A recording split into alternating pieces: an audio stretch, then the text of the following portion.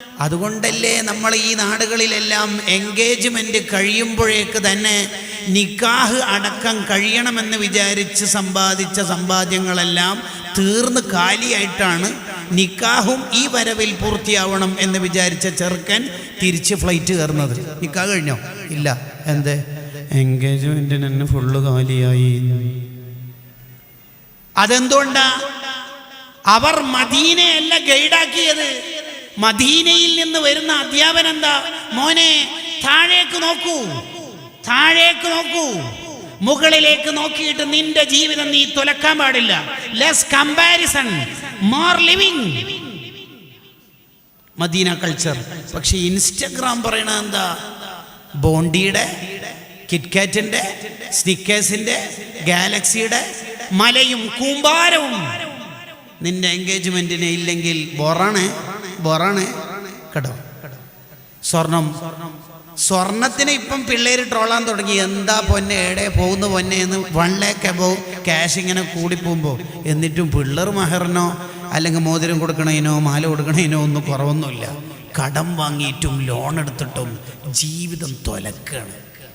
എല്ലാ പൊന്നുമോനെ, നീ മഹർ കുടുംബത്തിലെ പ്രസ്റ്റേജ് വിചാരിച്ചിട്ട് പെണ്ണുങ്ങളുടെ തിരികേറ്റലിൽ നീ പെട്ടിട്ട് നിന്റെ പെങ്ങളോ ഉമ്മയോ എന്തേലും പറയുമ്പോഴേക്ക് ശരിയാണെന്ന് വീണ് വിചാരിച്ച് നീ നിന്റെ മഹറും അവൾക്ക് കെട്ടിക്കൊടുക്കുന്ന സ്വർണവും നിന്റെ കപ്പാസിറ്റിക്ക് അപ്പുറത്തേക്ക് കൊണ്ടുപോയാൽ എന്താ അപ്പോൾ അവിടെ സംഭവിക്കുക? ഒരു 10-15 ലക്ഷം നീ കടക്കാരനാവും. പിന്നെ എപ്പോഴാണ് നിനക്ക് ആസ്വദിച്ച് ജീവിക്കാൻ പറ്റുക? ആകെ ഒരു മാസേ പ്രവാസി നാട്ടിൽ ഉണ്ടാവുള്ളൂ ഭാര്യൻ്റെ കൂടെ. അപ്പോൾ തന്നെ ഒരു 3 ആഴ്ച കഴിയുമ്പോൾ തന്നെ തുരുതുരാ കോള് വരാൻ തുടങ്ങിയിട്ടുണ്ടാവും. തുരുതുരാ കോള് വരാൻ തുടങ്ങിയിട്ടുണ്ടാവും. എന്താ ഇപ്പോൾ കോളിൽ പറയാ? ഞാൻ ഇപ്പം വൈഫിൻ്റെ കൂടെ ഉള്ളത്, പിന്നെ ഇങ്ങ് കുറച്ച് കഴിഞ്ഞിട്ട് വിളിക്കുമെന്ന്. കല്യാണം കഴിഞ്ഞിട്ട് ആകെ 3 ആഴ്ച ആയിട്ടുള്ളൂ. മുഖം മുഴുവനും വിയർത്തൊലിച്ചിട്ട് ആകെ വിളറി പൂണ്ട ഒരു മുഖത്തോടു കൂടി ബെഡ്റൂമിലേക്ക് വരുമ്പോൾ വൈഫ് എന്താ പറ്റിയ? ഒന്നുമില്ല. പിന്നെയും ഞാൻ പറഞ്ഞല്ലോ 2 മാസത്തിനുള്ളിൽ തരാം. എന്തിനാ നിന്റെ ജീവിതം നീ തൊലച്ചത്? ഒന്നിനുമില്ല. ഈ ശരിക്കും പറഞ്ഞാൽ ഈ എൻഗേജ്മെന്റ് ഒക്കെ നമ്മളെ നാട്ടിൽ നടക്കണില്ല. ചോക്ലേറ്റിന്റെ പർവ്വത സമാനമായ ചോക്ലേറ്റ്, എവറസ്റ്റിനെ തോൽപ്പിക്കുന്ന ഗാലക്സി ബോണ്ടി. ഇനി ഐസ്ക്രീമിൻ്റെതാണെങ്കിൽ ഏറ്റവും പുതിയ ഫ്ലേവർ തന്നെ ഡാഫോഡിൽസും സ്ട്രോബെറിയും അല്ലേ? എന്തിനാ ഇത്? ആരും കുടിക്കാനും തിന്നാനും വിശപ്പിന്റെ കടുപ്പം കൊണ്ട് പട്ടിണി മാറ്റാനും അല്ല, ഒന്നുമല്ല. ഫാമിലി ഗ്രൂപ്പിൽ അതിൻ്റെ റീലിടണം, ഇൻസ്റ്റയിൽ ഒന്ന് ഓടണം, എന്നിട്ട് 3 തിജ്ജും 2 ലൈക്കും 1 പൂവും കിട്ടണം. That's enough. Close. Chapter close ആയി. Less comparison, more living. ആവർത്തിച്ചു പറയാ, മോനെ നീ ആരുമായിട്ട് കമ്പയർ ചെയ്യണ്ട. നീ ഒന്നും വേണ്ട നിന്റെ കല്യാണത്തിന്, ഹൗസ് വാമിങ്ങിന് എന്ന് വിചാരിച്ച് ലാസ്റ്റ് മൊമെന്റ് വരെ നിന്നാലും ബേക്കിൽ പെങ്ങളോ വീട്ടിലെ വേറെ ഏതെങ്കിലും സഹോദരിയോ സ്കൂട്ടർ എടുത്തിട്ട് കൂടും. ഒന്നുമില്ലെങ്കിൽ മോശമല്ല. നമ്മളെ കുടുംബം എന്ന് പറഞ്ഞാൽ ഖാദർ ഹാജിയുടെ കുടുംബമല്ലേ? അപ്പം ഈ പാവം വീഴുകയും ചെയ്യും. പക്വതുള്ള ആൺകുട്ടികളും ഉണ്ടാവണം. ഭർത്താവിൻ്റെ വരുമാനം കണ്ടറിഞ്ഞ് പെരുമാറുന്ന ഭാര്യയും ഉണ്ടെങ്കിൽ നമ്മുടെ കുടുംബത്തിന് എന്തൊരു സന്തോഷമായിരിക്കും. നിങ്ങളെ ആലോചിക്കാൻ വേണ്ടിയാണ് ഞാൻ ഇങ്ങനെ ആവർത്തിച്ച് പറയണത്, അല്ലാണ്ട് കണ്ടന്റ് ഇല്ലാത്തോണ്ടല്ല. നബി സല്ലല്ലാഹു അലൈഹി വസല്ലം പറയാ, നിങ്ങൾ താഴെയുള്ളവരിലേക്ക് നോക്കണം. ഏത് വിഷയത്തിൽ? ദുനിയാവിൻ്റെ വിഷയത്തിൽ. ആഖിറത്തിന്റെ വിഷയത്തിൽ താഴേക്കല്ല നോക്കേണ്ടത്.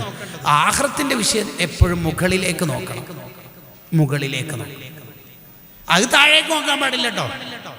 ഉദാഹരണം പറഞ്ഞാൽ അവരൊക്കെ തഹജ്ജുദിന് ഉണരുന്നുണ്ടല്ലോ, എനിക്കൊന്നും എന്താ പറ്റാത്തത്? ആ ഹാജിയാരും എന്നെ പോലത്തെ ഒരു ഹാജിയാരെന്നല്ലേ? അയാളെ മക്കളെ അയാൾ ആഖിറത്തിലേക്ക് ഇൻവെസ്റ്റ് ചെയ്ത് മക്കളെയൊക്കെ മുത്തഅല്ലിമീങ്ങളാക്കുന്നുണ്ടല്ലോ. എൻ്റെതോ ഒറ്റൊരുത്തൻ ഫാത്തിഹ മര്യാദയ്ക്ക് ഓതാൻ അറിയുന്ന ആളാണോ? അങ്ങനെ ചിന്തിക്കണം. അങ്ങനെ ചിന്തിക്കണം. അല്ലാതെ ആഖിറത്തിന്റെ വിഷയം താഴേക്ക് നോക്കാൻ പാടില്ല. ഒരു ചെറുക്കനോട് എൻ്റെ ഉമ്മ പറഞ്ഞു, എന്തോടാ എന്തേ നീ എപ്പോഴാടാ സുബീസ്കരിച്ചത്? ഇപ്പോൾ സമയത്രായി 7:15. ഇപ്പൊ സുബീസ്കരിക്കാനാണല്ലോ പറഞ്ഞത്. അതെന്താ ഉമ്മ എന്താ അങ്ങനെ വയ്ക്കുന്നു? എടാ നിസ്കാരം സമയത്തിൽ നിസ്കരിക്കണ്ടേ? ഇബിലീസിന് സുജൂദ് ഇല്ലാത്ത പ്രശ്നമല്ല, പറഞ്ഞ സമയത്ത് മൂപ്പര് സുജൂദ് ചെയ്തിട്ടില്ല എന്നുള്ളതാ. ഇബ്ലീസ് 80,000 കൊല്ലം സുജൂദ് ചെയ്ത ആളാ. പക്ഷേ സുജൂദ് ചെയ്യാൻ ഒരു സമയം അല്ല പറഞ്ഞ, ആ സമയത്ത് ചങ്ങായി കിബർ കാണിച്ച് സുജൂദ് ചെയ്തിട്ടില്ല. നീ ഇപ്പൊ 7:15 നിസ്കരിക്കുമ്പോ ഈ നിസ്കാരം കൊണ്ട് നീ രക്ഷപ്പെടുവോ? ഹറാമ് ബാക്കിയില്ലേ? സമയത്തിൽ നിസ്കരിച്ചില്ല എന്നുള്ള ബാക്കിയില്ലേ? ഇല്ലേ? ഉണ്ട്. അപ്പൊ ഇവന്റെ ഡയലോഗും, ഉമ്മ ഞാൻ ഒരു കാര്യം പറഞ്ഞു, ഒന്നും വിചാരിക്കരുത്. എന്താടാ? ഞാനിപ്പോ 7:15 നിസ്കരിച്ചില്ലേ? ആ, എൻ്റെ പേര് ഡിഗ്രി പഠിക്കുന്ന ഒറ്റ നിസ്കരിക്കലില്ല. ഓ, ഏതാന്ന് മോനെ ലെവല്. ഇവൻ കമ്പയർ ചെയ്തത് ഇവനേക്കാൾ താഴേക്ക്. ഏത് വിഷയത്തിൽ?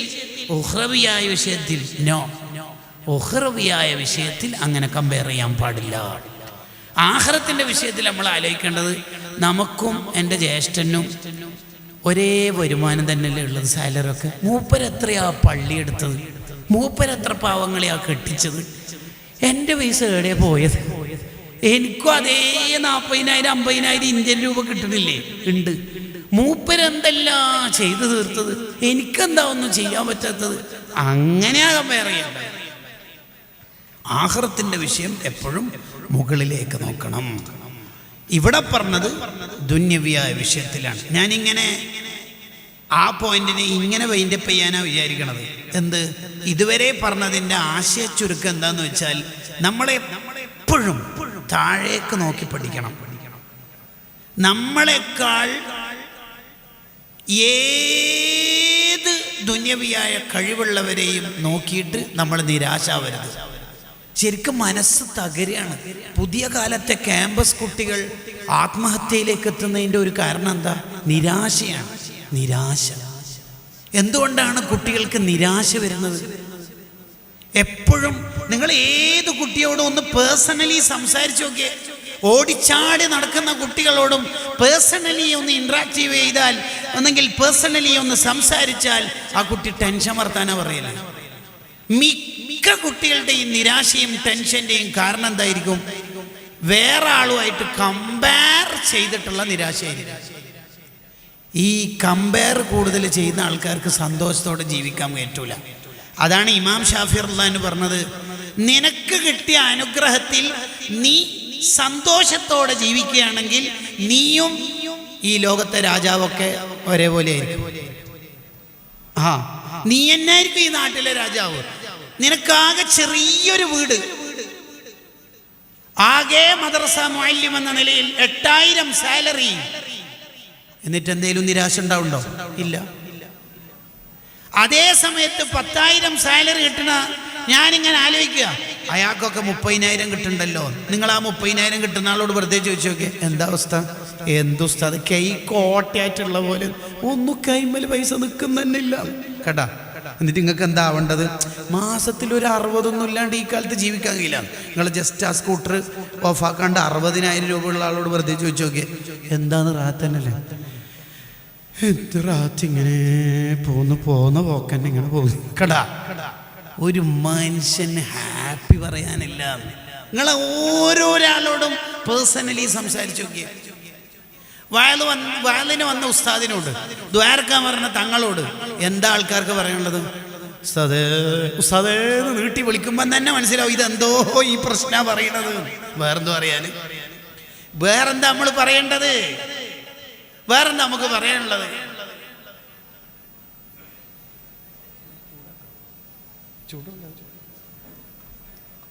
വേറെ നമുക്ക് നിരാശ അല്ലാതെ പറയാനുള്ളത്? ഈ നിരാശ വരുന്നത് ബാക്കിയുള്ളവരുമായി എനിക്കതില്ലല്ലോ ഇതില്ലല്ലോ എന്ന് ചിന്തിച്ചിട്ടാണ് എന്ന് നമ്മൾ മനസ്സിലാക്കണം. ഒരു മൗലായ ചൊല്ലി, മൗലായ സ്വല്ലി വസല്ലം.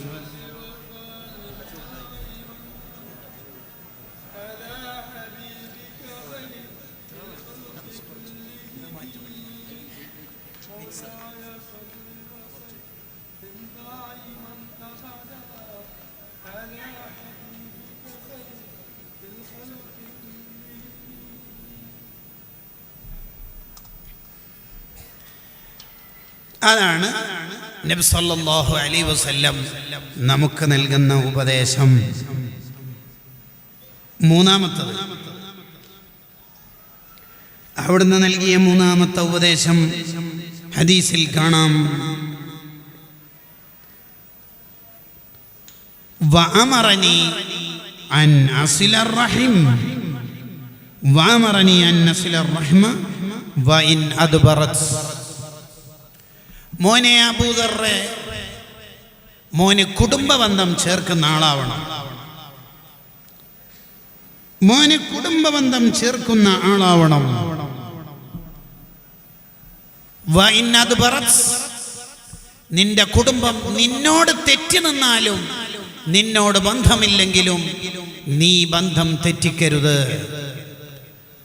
ആര് നിന്നോട് ബന്ധം മുറിച്ചാലും നീ അങ്ങോട്ട് ബന്ധം ചേർക്കുന്ന ആളാവണം. കുടുംബം ബന്ധം നിന്നോട് മുറിച്ചാൽ നീ ആ ബന്ധം നീ അധ്വാനിച്ച് ശ്രമിച്ച് അങ്ങോട്ട് ചേർത്താൽ ഹസബഹുല്ലാഹു ഹിസാബൻ യസീറാ, വളരെ എളുപ്പത്തിൽ വിചാരണ കഴിഞ്ഞ് സ്വർഗത്തിലെത്താം. ആഖിറത്തിൽ വിജയിക്കുന്നവരുടെ അടയാളം. ഇവിടെ നമ്മളൊന്ന് താണ് കൊടുത്താലും നമ്മൾ തോൽക്കുകയല്ല, നമ്മൾ ആഖിറത്തിൽ വിജയിക്കുകയാണ്. ഉപ്പ നിന്നോട് മിണ്ടുന്നില്ല, ഉപ്പയുടെ ഭാഗത്താണ് മിസ്റ്റേക്ക്. എന്നാലും മോനെ, നിന്റെ ഉപ്പയാണെന്ന ബോധത്തോടെ നീ അങ്ങോട്ട് ബന്ധം ചേർക്കണം.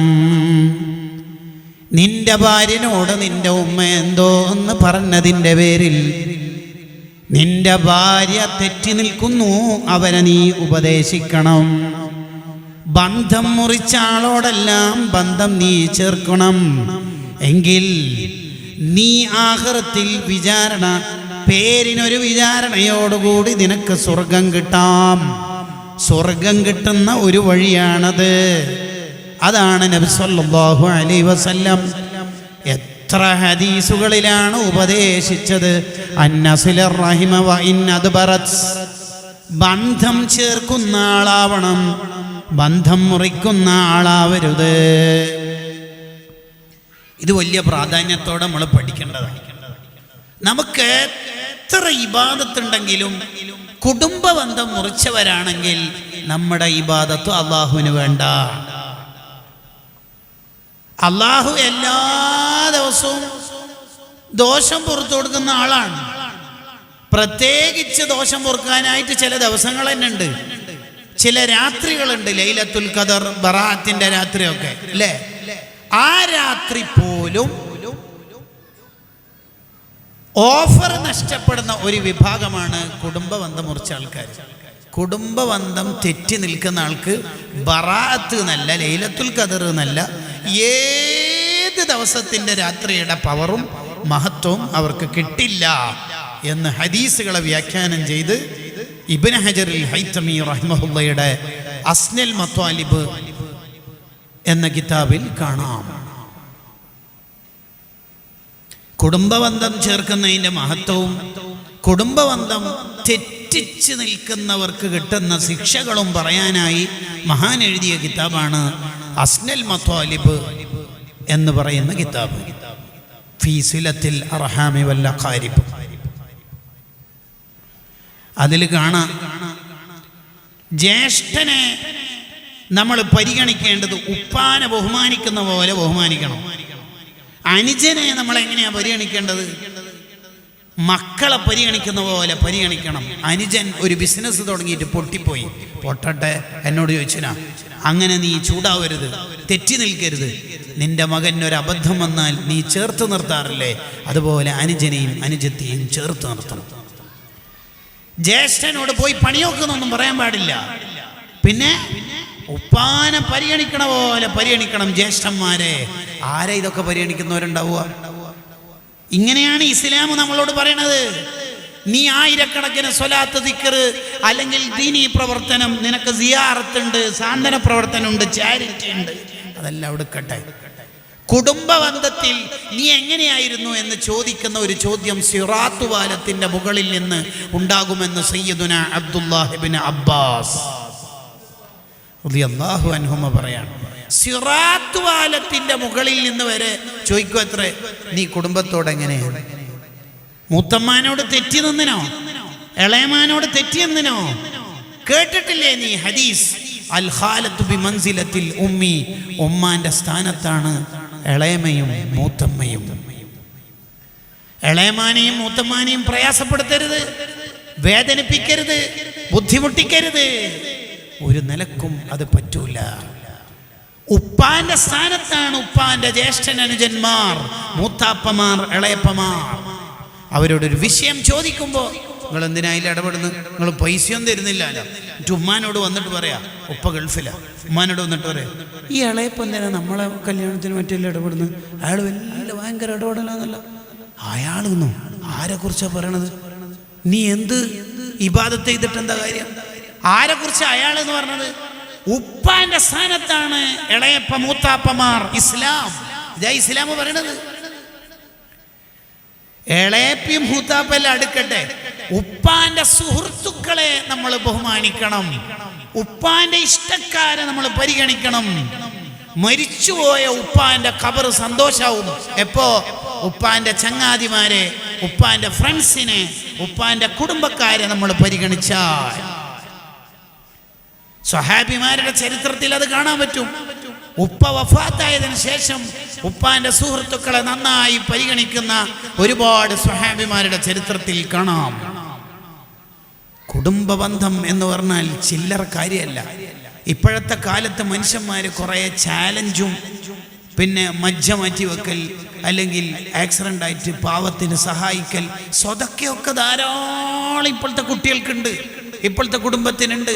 പക്ഷെ ബന്ധം ചേർക്കുന്ന വിഷയത്തിൽ, കടപ്പാട് നിർവഹിക്കുന്ന വിഷയത്തിൽ നമ്മൾ പരാജയപ്പെട്ടു പോയാൽ ആഖിറത്തിൽ കൊടുക്കും. ഇസ്ലാം വലിയ പ്രാധാന്യത്തോടെ കാണുന്നതാണ് കുടുംബബന്ധം എന്ന് പറയുന്നത്. നമ്മളെ പെങ്ങള് നമ്മളടുത്ത് എന്തോ ഒന്ന് പ്രതീക്ഷിച്ചു, സ്നേഹം പ്രതീക്ഷിച്ചു. ഇക്കാക്ക ഗൾഫിൽ നിന്ന് വരുമ്പോൾ, ഇച്ച ഗൾഫിൽ നിന്ന് വരുമ്പോൾ എനിക്കും എന്തെങ്കിലുമൊക്കെ കൊണ്ടുവരുമെന്ന് വിചാരിച്ചു.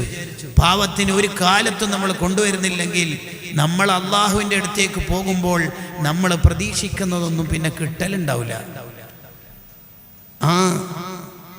പാവങ്ങളുണ്ടാവും നമ്മുടെ കുടുംബത്തിൽ, അവരെ നന്നായി പരിഗണിക്കണം. പാവങ്ങളായാലും അല്ലെങ്കിലും കുടുംബത്തെ നന്നായി പരിഗണിക്കണം. അതാ ഏറ്റവും വലിയ ഇബാദത്ത്.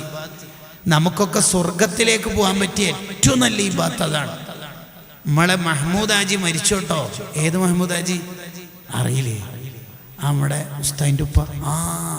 പെങ്ങന്മാരെല്ലാം പൊന്നുപോലെ നോക്കുന്ന ആചാര. എത്ര ചാക്കരിയ ഓരോ പെങ്ങന്മാരെ വീട്ടിലേക്ക് കൊണ്ടിടല്. എത്ര 4 പെങ്ങന്മാർ അള്ളാൻ്റെ അടുത്ത് അത് നിരനിരാ പറഞ്ഞാലുണ്ടല്ലോ, ഇനി മഹ്മൂദ് ഹാജിക്ക് സ്വർഗം കിട്ടാൻ വേറെന്താ വേണ്ടത്? അതാ നമുക്ക് വേണ്ടത്. കുടുംബത്തെ പരിഗണിക്കണം. കുടുംബത്തിലെ പാവങ്ങളെ പരിഗണിക്കാതെ മറ്റു പുറത്തൊക്കെ സ്വതക്ക ചെയ്യുന്ന സ്വതക്കകൾ സൂഫിയാക്കൾ സ്വീകരിക്കാറില്ല എന്ന് ഇമാം ഷെഹറാനി തങ്ങൾ പറയുന്നുണ്ട്. എന്തുകൊണ്ട്? ഓരേറ്റവും നിർബന്ധമായിട്ട് ചെയ്യേണ്ടത് അവിടെയല്ലേ? ഓരേറ്റവും പ്രാധാന്യം കൊടുക്കേണ്ട കുടുംബത്തിനല്ലേ? മൂത്തമ്മാന്റെ മോളെ കല്യാണത്തിന് മൂത്താപ്പിയും മൂത്തമ്മയും രണ്ടറ്റം മുട്ടിക്കാൻ കഷ്ടപ്പെടുക, ഇവന് വേറെ ഇടല്ലോ പോയിട്ട് ചാരിറ്റി പ്രവർത്തനത്തിന് നേതൃത്വം നൽകുക. ഭയങ്കരാണല്ലോ. എൻ്റെ കയ്യിൽ ഉള്ള കിതാബ് ബഹിജത്തുൻ നുഫൂസി വൽ അഹ്ദാഖ് ഫീമാ തമയ്യസ ബിഹിൽ ഖൗമു മിനൽ ആദാബി വൽ അഖ്ലാഖ് എന്ന ഗ്രന്ഥം ഇമാം ഷാറാനി റഹ്മത്തുള്ളാഹിയുടെ കിതാബ്. ഇതിലുണ്ട് ഇതേ ആശയം പറയുന്നത്. എന്താശയം? ഏറ്റവും അനിവാര്യമായി ചെയ്യേണ്ട ഇടപാടുകളൊന്നും മൂപ്പര് തീർക്കണില്ല. സ്വന്തം കുടുംബത്തിലെ പാവങ്ങളെ കല്യാണം ഉണ്ട്, മഹർ വാങ്ങാൻ തന്നെ മൂത്തമ്മാന്റെ മോൻ പാവം കഷ്ടപ്പെടുകയാണ്, അതിനൊന്നും മൂപ്പര് ഹെൽപ്പ് ചെയ്യണില്ല. പിന്നെ വേറെ എവിടെയല്ലോ മൂപ്പര് ഭയങ്കര ചാരിറ്റിയും സേവനവും തന്നെ. മോനെ, നിന്റെ ഫർളൈനായ കാര്യം നീ ആദ്യം ചെയ്യും കേട്ടാ. നീ ആദ്യം അത് ചെയ്യണം. അത് നീ ആളെ കാണിക്കാൻ വേണ്ടി ചെയ്യുന്നതാണോ എന്ന് വരെ സംശയിക്കണം എന്ന് ഇമാം ഷെഹറാനി തങ്ങൾ ഇതിൽ പറയുന്നുണ്ട്. നീ ആളെ കാണിക്കാൻ വേണ്ടി ചെയ്യുന്നതാണോ എന്ന് ഫലമായ സംശയമുണ്ട്. നമുക്ക് കഴിവുള്ള ഒരു കാര്യം നമ്മുടെ കുടുംബത്തിൽപ്പെട്ട ഒരാൾ നമ്മളോട് ചോദിച്ചു, നമ്മൾ ഇടപെട്ടാൽ ആ ഫോം ഫില്ല് ചെയ്യാൻ പറ്റും, ജോലി ശരിയാക്കി കൊടുക്കാൻ പറ്റും, ആ കടം തീർക്കാൻ പറ്റും. കഴിവുണ്ടായിട്ടും നമ്മൾ ആ കഴിവ് ഉപയോഗിച്ചിട്ട് അയാളുടെ പ്രശ്നം നമ്മൾ പരിഹരിച്ചിട്ടില്ല എങ്കിൽ നമ്മുടെ ദുആഇന് ഉത്തരം പ്രയാസമായിരിക്കും. നമുക്ക് ഉത്തരം പ്രയാസമായിരിക്കും. ഇബ്നു ഹജർ തങ്ങൾ പറഞ്ഞല്ലേ പറയണത്, പ്രയാസമായിരിക്കും. കുടുംബബന്ധം ചേർക്കുക, ഭാര്യ മക്കളോട്, മൂത്തമ്മ ഇളയമ്മമാരോട്, മൂത്താപ്പ ഇളയപ്പമാരോട്, അമ്മാവന്മാരോട്, ഉമ്മാമനോട്, ഉപ്പാപ്പനോട്, ഉമ്മാനോട്, ഉപ്പാനോട്, ഈ ബന്ധങ്ങളിലൊക്കെ വീഴ്ച വന്നിട്ട് ഇനി എന്ത് അള്ളാഹിലേക്ക് കൊടുത്തയച്ചാലും അതൊക്കെ പെൻഡിങ് ആയിരിക്കും. ഇന്നല്ലാഹ ലാ യർഹമു ഖൗമൻ ഫീഹിം ഖാതിഉർ റഹീം. കുടുംബബന്ധം മുറിച്ച ഒരാൾ സദസ്സിലുണ്ടെങ്കിൽ ആ സദസ്സിൻ്റെ ദുആ സ്വീകരിക്കില്ലെന്ന് നബിയുനാ റസൂലുള്ളാഹി സ്വല്ലല്ലാഹു അലൈഹി വസല്ലം. എന്താ പറഞ്ഞത്? കുടുംബബന്ധം മുറിച്ച ഒരാൾ സദസ്സിലുണ്ടെങ്കിൽ അയാളുടെ ദുആ സ്വീകരിക്കൂല എന്നല്ല, അയാൾ ഉള്ളത് കൊണ്ട് അതിൻ്റെ ഇഫക്റ്റ്, ബാഡ് ഇഫക്റ്റ് ആ സദസ്സിന് കൂടി ഇങ്ങനെ പകരുകയാണ്. ആ സദസ്സിൻ്റെ ദുആ സ്വീകരിക്കൂല. അതുകൊണ്ടാണ് ഇൽമിൻ്റെ മജ്ലിസ് കഴിഞ്ഞാൽ ദുആ ചെയ്യാൻ പോകുമ്പോൾ അബ്ദുല്ലാഹിബ്നു മസ്ഊദ് റളിയല്ലാഹു ചോദിക്കും, ആരെങ്കിലും കുടുംബം ബന്ധം മുറിച്ചവരുണ്ടെങ്കിൽ ഒന്ന് പെട്ടെന്ന് പോകണം എന്ന് പറയും. എന്തിന്? ദുആർക്കാണ് ഉത്തരം കിട്ടണമല്ലോ. യാ റബ്ബ് യാ റബ്ബ് യാ റബ്ബ്. കുടുംബം തമ്മിൽ തെറ്റിക്കുക, ഹജ്ജിന് പോവുക, ഉംറക്ക് പോവുക, പള്ളി എടുക്കുക, ഭയങ്കരാണല്ലോ, ഭയങ്കരാണല്ലോ. നമ്മുടെ കുടുംബത്തിൽപ്പെട്ട ആരെങ്കിലും നമുക്കെതിരെ സാക്ഷി നിന്നാൽ, സാധാരണ ഒരു മുഅ്മിൻ നമുക്കെതിരെ സാക്ഷി നിന്നാൽ തന്നെ ആഖിറത്തിൽ കൊടുക്കും, പിന്നെ കുടുംബം പറയാനുണ്ടോ? ഹംസ റളിയല്ലാഹു അൻഹു ഉഹദ് യുദ്ധത്തിൽ കൊല്ലപ്പെട്ടപ്പോൾ നബി സല്ലല്ലാഹു അലൈഹി വസല്ലം തങ്ങൾ ഹംസ തങ്ങളെ നോക്കിയിട്ട് പറഞ്ഞ വർത്താനം എന്താ അറിയോ? യാ ഹംസ ഇന്നക വസൂലൻ ലിർറഹ്മി, നിങ്ങൾ കുടുംബബന്ധം ചേർക്കുന്ന ആളല്ലേ. ഹംസ റളിയല്ലാഹു അൻഹുവിന് എന്തെല്ലാം പവറുണ്ട്. സയ്യിദു ശുഹദാ അല്ലേ, അസദുല്ലിലാഹ് അല്ലേ, മഹത്വങ്ങൾ ധാരാളം ഇല്ലേ. ഹംസ റളിയല്ലാഹു അൻഹുവിനെ കുറിച്ച് മനാഖിബ് പറയുന്ന കിതാബില്ലേ? ഉണ്ട്. എന്താ പിന്നെ ഹംസ റളിയല്ലാഹു അൻഹുവിനെ കുറിച്ച് ആദ്യം തന്നെ അങ്ങനെ പറയാനുള്ള കാരണം? അതിനെ മഹാന്മാർ വ്യാഖ്യാനിച്ചു, അതന്നെയാണ് ഒരാളുടെ ഏറ്റവും വലിയ പവർ. നീ BDSന് റാങ്ക് വാങ്ങി, അല്ലെങ്കിൽ അറിയപ്പെട്ട ഡോക്ടറാണ്, അല്ലെങ്കിൽ മഹലിൻ്റെ ഇന്നാളാണ്, സംഘടനൻ്റെ തലപ്പത്തിലാണെന്നല്ല അവിടെ നിൽക്കട്ടെ. നിന്നെ കുറിച്ചിട്ട് പറയേണ്ടത് പെങ്ങന്മാരെല്ലാം പൊന്നുപോലെ നോക്കൂ. ഉപ്പ ഉമ്മ എന്ന് പറഞ്ഞാൽ റിയാസ് ജീവനോടെ നോക്കുന്ന ആളാണ്.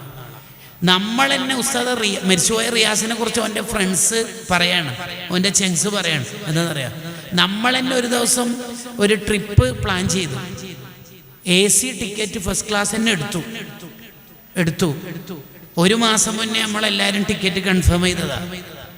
അങ്ങനെ പോകുന്നതിൻ്റെ തലേന്ന് ഡേറ്റ് മാറ്റാൻ പറ്റുമെന്ന് റിയാസ് വെറുതെ ഒരു കമൻ്റ് ഇട്ടു. നമ്മൾ മാത്രം 6 ആളുള്ള വാട്സപ്പ് ഗ്രൂപ്പിൽ.